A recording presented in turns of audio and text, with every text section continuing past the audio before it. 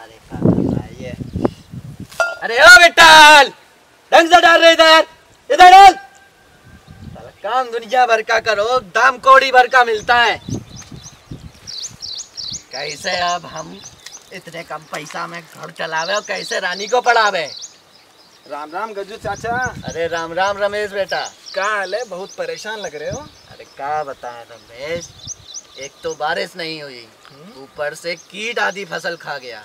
अब जो फसल बेचेंगे बनवारी के पास, उतने पैसा में ना घर चल सकता है ना रानी को फीस पे कर सकते हैं हम। हाँ तो बनवारी को ही क्यों बेचना है अपनी फसल? और भी तो कई तरीके हैं जिससे आपको अपनी फसल के अच्छे दाम मिल सकते हैं। अरे रमेश, शहर जाके सब भूल गए हो का?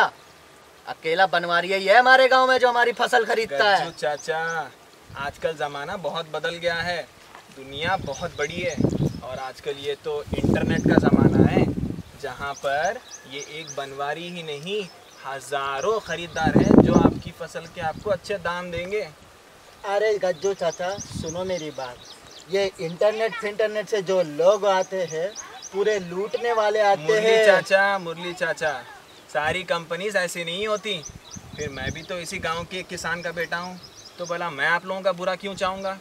अरे मुरली, बात तो सुन लो बिटुआ की। तो मैं ये कह रहा था गज्जू चाचा कि आप एक बार मेरा किसान पर रजिस्टर करेंगे ना, जिसका आपको कोई पैसा नहीं लगना है।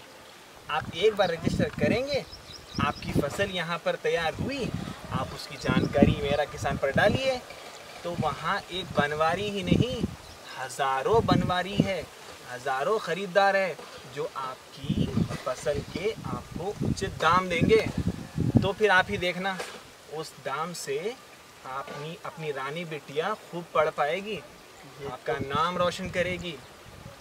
अब आप फैसला करिए, अपनी फसल उस बनवारी को बेचना है कि यहाँ मेरा किसान पर डालना है।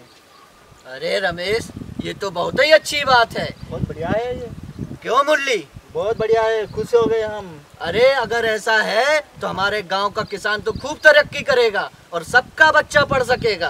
गांव का ही नहीं, पूरे देश का किसान बहुत खुश रहेगा। अरे मेरा किसान क्या पूरे देश में है? हाँ फिर तो यही तो हम बता रहे हैं, इसीलिए तो गांव आए हैं। अरे हम आज ही जाके रजिस्ट्रेशन कराएंगे। चल मुरली, फिर आज ही रजिस्ट्रेशन कराएंगे मेरा किसान में। चलो गज्जू चाचा।